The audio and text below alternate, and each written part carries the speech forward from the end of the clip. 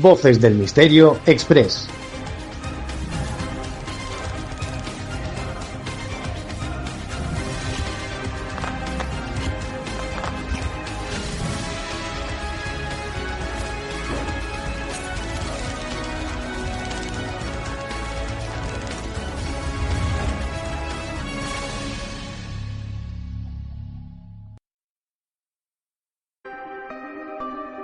Leyendas, enigmas, fenómenos paranormales, ufología, sociedades secretas, criaturas extrañas y la parte de la historia que nunca te quisieron contar las encuentras aquí, en Voces del Misterio Express. Su hija vive y está en esta casa. Esa casa no debe ser habitada. Nadie ha podido vivir en ella. No quiere que la habite nadie. He ido a esa casa y he oído voces también y he sentido como la presencia de algo sobrehumano. Por lo más sagrado juro que hay algo inexplicable en esa casa. Están aquí. Hola amigos, hoy nos encontramos nuevamente aquí para hablar de lo que más nos gusta, que es el misterio. Y para hablar hoy de Casas Encantadas, que es el tema que habéis elegido y que yo gustosamente, pues voy a responder a esas 15 preguntas que solemos contestar o suelo contestar y que en compañía vuestra pues todo va a ser más fácil. Como siempre, la rutina ya la sabéis. Me hacéis la pregunta y yo la respondo, ¿de acuerdo? Vamos a comenzar con Laura Méndez, de 32 años, periodista de Zaragoza, que dice, ¿qué fue lo que te llevó a interesarte por las Casas Encantadas? Bueno, mi interés surge de niño, cuando descubrí que hay sitios que tienen memoria. Esto lo descubro en Constantina, y que algunos pues son memorias, por ejemplo, de personas que han vivido dentro de un determinado inmueble, y que eso no lo puede explicar la arquitectura ni la psicología, de tú volverte hacia un ventanuco y ver a un señor fallecido, y fallecido hace ya tiempo, ¿no? Entonces, aunque yo de pequeño esto no le di importancia, la verdad, sí es verdad que cuando ya te pones un poco a investigar estos temas más adultos, te das cuenta de que aquella experiencia que tú tuviste fue real, ¿no? Y reconozco que también siempre fui un curioso, pero también muy escéptico en el buen sentido de la palabra. No me servía cualquier explicación, yo trataba de buscar algo más, ¿no? Y cuando comencé a investigar, entendí que no hablamos solo de fantasmas, sino de historias que permanecen en un sitio, en pasillos, en muros, en silencios, en cuartos. Y las casas encantadas son eso. Es un capítulo muy íntimo del mundo del misterio porque descubrimos una historia detrás. Indagamos en lo que ha ocurrido. Son lugares que tienen ese vestigio de lo extraño, de lo inusual, de lo paranormal. No son templos ni son cementerios, sino que son hogares donde las emociones son tan intensas que parecen haber permanecido allí siempre. Una casa encantada parece que respira por sí misma. Pero la casa puede estar abandonada, pero no las historias que dentro se han producido y que pueden tener ese vestigio del pasado, ¿verdad? David Morales, 45 años, arquitecto de Valencia, ¿cree que la estructura de una casa puede influir en la percepción paranormal? Bueno, sí. Una casa no es solo ladrillo, ¿no? Es una disposición, es acústica, es vibración, es aislamiento, son proporciones, es resonancia, es temperatura, incluso en algunos casos es magnetismo, ¿no?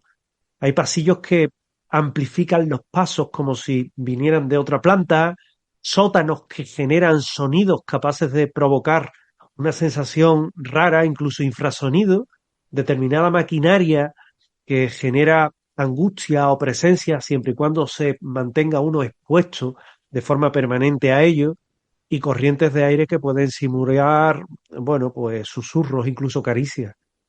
No todo es paranormal, pero la construcción sí es verdad que crea un escenario perfecto para que el cerebro interprete estímulos que a veces también pueden ser malinterpretados, que a veces también pueden llevar a la persona a decir, oye, qué cosa más rara está ocurriendo aquí, ¿no? Pero hay que tener cuidado, ¿no? Explicar no es desmentir. Explicar no es que tú vayas a un sitio, le des una explicación y pongas por mentiroso a la persona que te lo ha contado, que a lo mejor te lo ha contado con la mejor fe del mundo. Debemos de comprender por qué se produce un fenómeno y que ese fenómeno y esa explicación no elimina la posibilidad que exista otro, no físico, es decir, actuando en paralelo con esa posible explicación, ¿no? Que hayamos encontrado una explicación no quiere decir que digamos, ¡ea! La he encontrado, ni mucho menos, ¿no? Esto es mucho más difícil de lo que podamos pensar y es mucho más complicado de coger y decir simplemente la explicación sencilla, ¿no? Clara Ibáñez, de 28 años, psicóloga de Madrid, que dice, ¿cómo separa lo psicológico de lo paranormal en una investigación? Pues siempre empezamos por lo humano. No puedes investigar una casa sin investigar a las personas que la habitan. El miedo, la sugestión, los duelos, que muchas veces no están concluidos, el estrés, la falta de sueño, incluso el aislamiento pueden generar experiencias sensoriales que son reales, pero no son de origen paranormal. Se pueden aducir a todas esas causas. Nuestra regla de oro es básica. Si una explicación convencional surge y basta, esa es la válida. Aunque sí tengamos en cuenta luego otras circunstancias. Pero esa es la válida hasta que deja de ser suficiente, hasta que no puede explicar otras cosas. Solo cuando descarte a variables psicológicas, ambientales, físicas, incluso tecnológicas, entonces puedes abrir la puerta a la insólita, que es la última que se sopesa, sin faltar, por supuesto, al rigor. No se investigan fantasmas ni espectros, se investigan historias humanas que son las que nos narran los testigos y tratamos de darle una explicación. Y la explicación paranormal es siempre la última porque tampoco se trata de meter miedo a la persona. Javier Roldán, 39 años, guía turístico de Toledo. ¿Cuál es la casa encantada de España que más te ha impactado? Bueno, pues por proximidad así, casa solariega grande, ¿no? Con historia, Cortijo Jurado en Málaga. No solo por los fenómenos que allí había, sino por la densidad histórica del lugar. Allí hay leyendas, historias, denuncias, tragedias, leyendas de muerte, que creo yo que no son reales, hasta que se demuestre lo contrario, y son testimonios de décadas. Lo que más me marcó fue un fenómeno concreto, que fue estar allí, escuchar cómo detrás de nosotros había unos pasos sin que nadie hubiera en el edificio. También la atmósfera, la sensación de estar en un lugar donde ocurren cosas, ¿no? Quizás eso es sugestión. Incluso cuando no ves ni oye nada, el pellizco en el estómago lo lleva. Hay lugares donde el silencio no es ausencia, sino presencia. Y el Cortijo Jurado es uno de ellos. Luego, un piso encantado como el de Tomares, que ahí tenéis la declaración de su madre en una entrevista que me concedió y que está emitida, el testimonio de Carmen, su hermana, en FNAC, y también en el restaurante Viandas, que aunque para muchos fue o quisieron darle un toque polémico, ahí están todas las declaraciones de los testigos, incluso hoy día, entre el año 2024 y 2025, que se les volvió a reencuestar, y ahí están todos los testimonios. ¿Que nos han engañado? Pues es posible, pero a día de hoy nadie, subrayo, nadie lo ha podido demostrar. Elena Torres, de 26 años, historiadora, paisana de Sevilla. ¿Qué peso tiene el pasado histórico en la actividad paranormal de un lugar? Buena pregunta, ¿eh? Porque es crucial, pero no siempre es determinante. No todos los sitios con tragedia tienen fenómenos paranormales y no todos los lugares con fenómenos paranormales han vivido una tragedia. Entonces la historia actúa como un combustible emocional. Hay guerras, injusticias, muerte, secretos. Generan una especie de huella psicológica colectiva, pero algunas teorías lo llaman impregnación o energía residual, y yo afirmo que en estos muros hay que tener en cuenta siempre la historia para saber qué ha ocurrido dentro. Pero también es verdad que estos lugares encantados son como ecosistemas de experiencias humanas. A veces esos ecos, bueno, no parecen disiparse jamás y otros, pues son temporales. Rubén Salgado, de 50 años, criminólogo de Bilbao, ¿ha investigado casos donde un crimen haya dejado actividad residual? Sí, sí, y son los casos más complejos porque el componente emocional es muy alto. En escenas de crímenes, sobre todo en aquellos no resueltos, especialmente violentos, se han encontrado dos patrones, que son personas sensibles que perciben angustia o escenas recurrentes y lugares donde se informan de fenómenos cíclicos como ruidos, pasos, sensaciones, como si algo se reviviera en bucle, ¿no? Es un fenómeno de una tragedia, de una psique de quien conoce también aquello de que conoce la tragedia. Eh, no sé, esa es la pregunta, ¿no? Esa es la pregunta, si es el fenómeno la tragedia o la psique de quien conoce la tragedia. A veces la línea es indivisible. Yo he tenido un caso reciente en la calle Orfila, en la que se ponía de manifiesto a un señor que asesinaron y el fenómeno psíquico, ¿no? No puedo hablar mucho más de él, porque es un caso que se está investigando, pero sí es verdad que es un caso que tiene que ver todo ¿no? El componente paranormal, incluso en el crimen de las estanqueras de Sevilla o en el asesinato de los Galindos, por ejemplo, donde todo eso se pone de manifiesto. Marta Ferreira, 34 años, enfermera de La Coruña, o de A Coruña, perdón. ¿Ha sentido miedo real investigando? Verás, no el miedo de las películas, ¿no? Sino que sale por ahí corriendo el tío despavorido, o de algunos youtubers, tiktokers que yo veo que bueno, que tienen bastante miedo, ¿no? Es un miedo más profundo, es un miedo instintivo.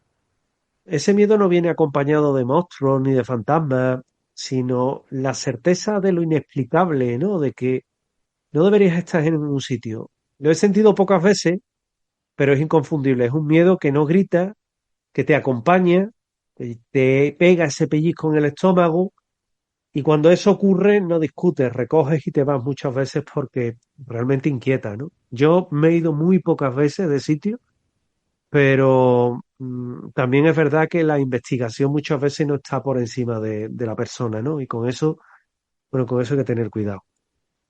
Adrián Cortés, fotógrafo de Barcelona, que es él también el que me hace la siguiente pregunta. ¿Crees en las evidencias fotográficas de espíritu? Uf, en las del pasado no, porque desde luego hay muchas fotos a doble exposición, montajes que se hacían en la época del espiritismo, en el siglo, finales del siglo XIX, XX, es complicado, ¿no? Creo en la fotografía como herramienta, pero no en una prueba absoluta. La cámara no miente, eso es obvio, pero puede ser engañada. Polvo, insectos, humedad, exposición, sombras, pareidolia. Una foto extraña puede surgir, pero jamás va a sentenciar. Y la evidencia sólida no es la que muestra más, sino la que resiste más explicaciones. Lo espectacular no es siempre lo verdadero. Mm, me preguntan también, Paco Pérez, de 51 años, profesor de Sevilla. ¿Te molestas que tus casos sean explicados por personas que no lo han investigado y que hacen ver que son suyos? Bueno, molestar. Te llama la atención, ¿no? Como hay individuos que hablan de casos de Sevilla que no han investigado y son casos míos, ¿no? Donde sé que además no ha investigado nadie, porque son domicilios privados donde los testigos no han dejado entrar a nadie, son palacios donde solamente me han dado autorización a mí, a nadie más. Y bueno, lo cuentan con total impunidad, ¿no? Y además, cuando ha sido, por ejemplo, en algún medio de comunicación, la otra parte, oh, sí, ¿no? Porque muchas veces lo llaman gente que tienen una animadversión hacia ti y ponen en valor el trabajo copiado de esa persona y no reconocen el tuyo en antena. Eso es copiar, es plagiar, es maltratar. Pero bueno, mmm, ahí está el karma, ¿no? Más tarde o más temprano hará su juego, ¿no? Hay gente que te imputa cosas que tú no haces, ¿no? Hace poco me decía un compañero, me decía, oye, me han dicho si estás recaudando fondos para investigar el caso de Marta del Castillo. Negativo. Ni nunca, vamos. Jamás me metería yo en ese caso. Para eso están los criminólogos y es un tema muy serio porque el cuerpo está aún desaparecido. Y sé de gente que se ha metido y aunque luego se han vanagloriado de ello, aquí en Sevilla lo que tienen fama de sinvergüenza. Es decir, cuidadito con eso, ¿no? Y sí, hombre, claro. Cuando yo tengo una trayectoria de casi 40 años investigando. Creo que son desde el año 29, 39 años, desde el año 86, 39 años. Desde el 1994 escribiendo todo lo que hago. y ahí están mis archivos, mis informes, que hoy día, curiosamente, veo como mucha gente escribe metiendo el IA a mis casos, le da un engendro hecho, que además se detecta que están escritos con IA, con inteligencia artificial, y dicen que son suyos. Mentira. Es decir, nos estamos acostumbrando a la flojedad, poca gente es la que investiga, ¿eh? Veo que hay gente que se anuncia ahora como investigadores en Andalucía de lo paranormal, cuando han investigado 2 casos. No han investigado más, 2, ¿eh? Pero contado con los dos de una mano, 2, ¿eh? Ahora, figurar en un cartel, postureo en tele, en radio, eso les encanta. Y más vale que se dediquen a trabajar y no estar sentado en el sofá a esperar que entren clientes y hagan algo productivo. Que luego son los que critican, los que difaman, los que siembran de infamias, de mentiras, los que se mueven por los pasillos de los congresos criticando, malmetiendo. Estos son una lacra, una plaga, una epidemia en el mundo del misterio. Cuidado con eso, ¿eh? Molesta, claro que molesta, no te va a molestar si es tu trabajo que te lo hagan a ti, a ver cómo te va a sentar. A lo mejor se va a tratar de eso, ¿no? De hacer lo mismo, a ver cómo le sienta, ¿no? Pasamos página. Inés Valverde, 41 años, profesora, Salamanca. Las casas encantadas eligen a las personas sensibles. Bueno, más que elegir, son percibidas por quienes tienen esa antena emocional sincronizada, que yo la llamo. No es un don místico, ¿eh? Es una atención, es empatía, es percepción sensorial muy fina y también vulnerabilidad, porque las personas muy racionales viven en los mismos lugares, pero no lo traducen del mismo modo. Y estas personas sí. No se trata de ver más, sino de sentir más. Y muchas veces estas casas eligen a esas personas. Muchas veces a mí me llama mucho la atención porque tengo amigos sensibles y amigos medium que, oye, que están en contacto con estas realidades y muchas veces me han indicado cosas que es verdad, ¿no? Que pasan, donde yo no capto nada, pero es llamativo. Óscar Pereira, 37 años, Gijón. ¿Qué tecnología es más útil en una investigación? La más simple. Grabadora de audio de alta calidad para grabar psicofonías, por ejemplo, una cámara con un buen rendimiento, con luces bajas o con visión nocturna, sensores que detecten presencia por si algún vivo quiere gastarte una broma o algo y descartar variables, y luego, bueno, si se tiene dinero, cámaras infrarrojas específicas, cámaras térmicas, pero con una grabadora, con una buena cámara y sensores, ya se puede ir haciendo algo. La tecnología espectacular genera más datos, pero no por mucho utilizar una tecnología más espectacular, vas a tener más rigor. Muchas veces puedes ir a un sitio cargadísimo de cosas que se detectan pocas cosas. Sí, si haces un aislamiento, la persona que está en el aislamiento, pues siento esto, siento lo otro, pero poco más. Y muchas veces vas con una simple grabadora, aunque sea el móvil, y captas psicofonía.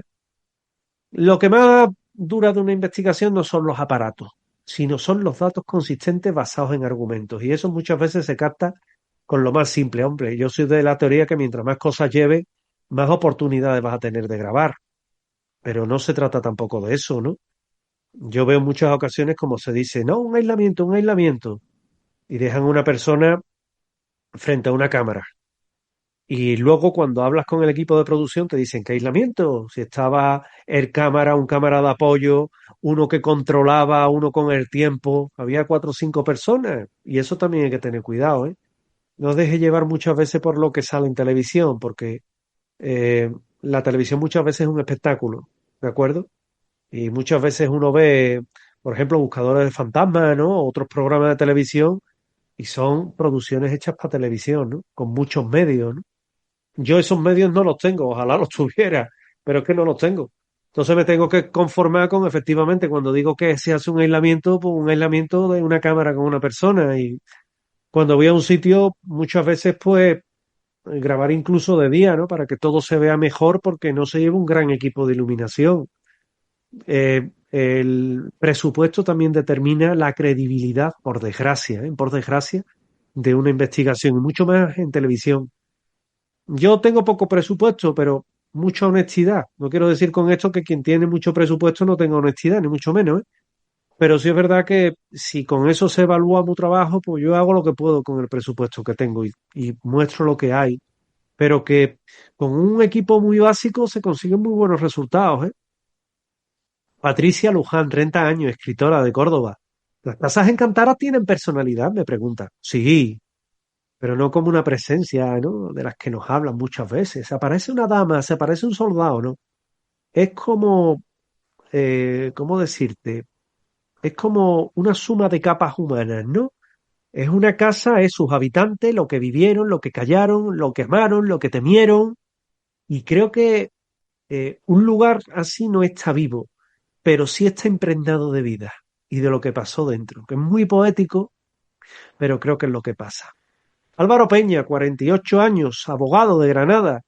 ¿Qué opinas de las personas que ganan dinero con casas encantadas y monetizándolo en YouTube, en TikTok o siendo llevados a programas de televisión? Bueno, pero mira, yo te diré que el misterio no es un problema. El problema es el negocio, si lo que cuenta se retribuye habitualmente y se targiversa el relato porque tienes que contar algo. Eh, Divulgar es legítimo, engañar no. Yo siempre digo, el misterio no necesita de exageración, ya es extraordinario de por sí cuando se manifiesta sin maquillaje, ¿no? Pero sí es verdad que hay gente que por salir en la televisión, a mí me ha pasado, te cuentan un caso espectacular y rápidamente te dicen, bueno, vente a casa, ¿cuánto me vas a pagar? ¿Cuánto te voy a pagar? ¿Por qué? No por investigar. Yo no pago por ir a un sitio a investigar. O te dicen, ¿y cuándo me vas a sacar la tele? Y tú le dices, yo por esto tengo que evaluarlo y no te voy a sacar la tele, pero luego lo ves que han ido a otros programas de televisión. Y ya ahí te choca, ¿no? Ya ahí te choca ese de gente que han ido a sitios, ¿no? A un castillo, por ejemplo, y no han captado nada, pero sin embargo venden que, bueno, lo más grande han captado allí. Y luego, de récord, te han dicho, no, si yo allí no vivió nada. No, pero esta gente, hombre, ¿cómo puedes decir eso? Pues eso es lo que tenemos encima, ¿no? Entonces, son gente que a lo mejor van a un programa de televisión y le dan 500, 300, 800 euros y lo admiten. También tengo casos que a mí me llamaron en cierta ocasión de un pueblo de la Sierra Norte de Sevilla, un señor, que yo publiqué un artículo en el Correo de Andalucía, podría decir el sitio, el dónde y hasta el nombre. Y me llamó por teléfono el redactor jefe y me dijo, oye, José Manuel, tenemos que retirar este artículo de este caso. Respuesta mía, ¿por qué? No, es que ha llamado el testigo y quiere hablar contigo. Y yo hablé con el testigo y le digo, bueno, ¿qué pasa con el caso? No, es que esto está en un juicio metido, un juicio que luego me enteré que ganó, porque a mí me dijeron que tenía que decir eso. Y luego me sacaron de cara a cámara. Bueno, y te quedas patidifuso, ¿no? Te quedas patidifuso, ¿no? Y otras veces en las que por salir en televisión, yo sé de gente del mundo del misterio a un nivel más bajo, que a mí y a mi compañero Jesús García nos han dicho, no, es que yo lo que quiero es ser famoso a costa de estos temas. O mala motivación llevas, ¿eh? Luego no, luego te ves a investigadores que son buenísimos, ¿no? A mí me une mucha amistad con Pedro Amorós, con José Manuel Fría, con Antonio Pastor, con Juan Gómez. Me une mucha amistad también con por ejemplo, Santi Camacho. Me une mucha amistad con, con Juan Romero, con Israel Espino, con Miguel Pedrero, con muchas personas que creo que investigamos de una forma honesta, que yo te puedo decir que yo por el trabajo que hago no cobro, y ahí están mis declaraciones de la renta. No cobro nada, ahí está la televisión, que también lo puedo decir, y creo que eso es una garantía también. Lo que hagan otros yo no me voy a meter. Yo ya te he dicho lo que hay, fehacientemente, sabiendo lo que digo, y, y bueno, pues te encuentras con que las personas que ganan dinero a costa de las casas encantadas y de estas cosas, pues muchos han hecho un negocio de esto, y mal negocio, ¿eh? Juegan contra del misterio. Silvia Montero, 33 años, madre de familia, Santander. ¿Llevarías a su familia o llevarías a tu familia a investigar a un lugar encantado? Bueno, depende. Yo es que mi mujer ha venido conmigo y mi hijo también, pero si tú, por ejemplo, en Santander vas a la isla de Pedrosa y quieres ir con tus hijos porque por tu edad, 33 años, no deben de ser muy mayores, yo sinceramente no los expondría a una cosa que no controlas. No porque haya algo paranormal, que es posible que lo haya, sino porque no sabes por dónde el miedo y la sugestión puede salir. Entonces la investigación muchas veces tiene un coste emocional bastante alto, incluso cuando no ocurre nada. Y si no se está preparado, es mejor no hacerlo. La curiosidad muchas veces es mejor dormirla unos años y entonces seguir. Hugo Carrasco, 27 años, músico de Cádiz. ¿Crees que el sonido puede registrar lo paranormal mejor que la imagen? Pregunta está es un poquito rara tal y como está planteada, pero creo entenderla. Vamos a ver si. El oído humano interpreta menos que el ojo y el sonido se contamina menos que la sugestión visual. Por eso las psicofonías, cuando son reales, impactan mucho, porque no hay una pareidolia auditiva. Tú puedes entender oraciones y yo puedo entender corazones, pero la psicofonía está ahí, está grabada. Otra cosa es lo que tú entiendas. La voz, si aparece, es decir, la psicofonía, es perturbadora. Y, y cuando se registra en una investigación, yo creo, como yo sigo diciendo que es el sumum. Sin embargo, la vista te puede fallar. La vista puede ser un reflejo, una luz, una sombra de alguien proyectada y tú la puedes tomar por algo paranormal y ¡buah! Por eso sí creo que el sentido del oído y el audio es más puro que la imagen, en el sentido de que no confunde tanto. Rosa Benítez, 60 años, jubilada de Murcia. Después de tantos años, ¿qué ha aprendido sobre el misterio? Bueno, que el misterio muchas veces no estás para dar todas las respuestas que tú buscas, sino para hacer las mejores preguntas. Que el que cree tener todas las respuestas dejó de aprender. Y hay muchos así, que se creen que saben más que nadie, que ya lo han conseguido todo y bueno, son los que luego se convierten en más escépticos, más incrédulos, porque se creen falsamente que tienen todas las respuestas. Y que al final lo más paranormal no es lo que supuestamente vemos en la oscuridad, sino lo poco que entendemos todavía del ser humano, del miedo, de los recuerdos, de la muerte y de todo aquello que de alguna forma nos lleva a pensar realmente que en el mundo del misterio eh, lo hemos aprendido todo. No hemos ni rajado, ¿no? La superficie. Sigue habiendo un montón de misterios en el mundo. ¿Qué son los fantasmas? ¿Qué son los ovnis? Hay monstruos criptozoológicos. Hay un poco de todo. Ismael Santos Medina, de 82 años, Dios. Pues un saludo, Ismael, jubilado de Jaén. Me dice, está un poco escrito que te lo voy a recomponer. Eh, ¿Cómo haces para tener la ilusión intacta después de tantos años? Sorprendiéndome mucho con todo aún. Y cada vez que me entra en caso es una aventura nueva, una historia nueva, algo nuevo. Y me añade, ¿crees en las casas encantadas? Bueno, creo que suceden cosas inexplicables dentro de determinados inmuebles, a los cuales no tenemos explicación. En eso sí creo. Y hasta aquí esta, esta reunión de hoy, este encuentro de hoy que hemos tenido, en el que hemos hablado de casas encantadas y en el que espero y deseo de todo corazón que os hayáis divertido, que hayáis aprendido y que de alguna forma os haya gustado este encuentro tan particular. Nos volvemos a ver la semana que viene en este mismo espacio. Muchas gracias. Su hija vive y está en esta casa. Esa casa no debe ser habitada. Nadie ha podido vivir en ella.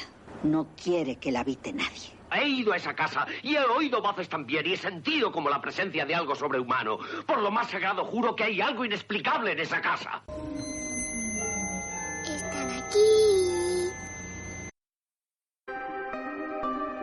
Leyendas, enigmas, fenómenos paranormales, ufología, sociedades secretas, criaturas extrañas y la parte de la historia que nunca te quisieron contar las encuentras aquí, en Voces del Misterio Express. Voces del Misterio Express.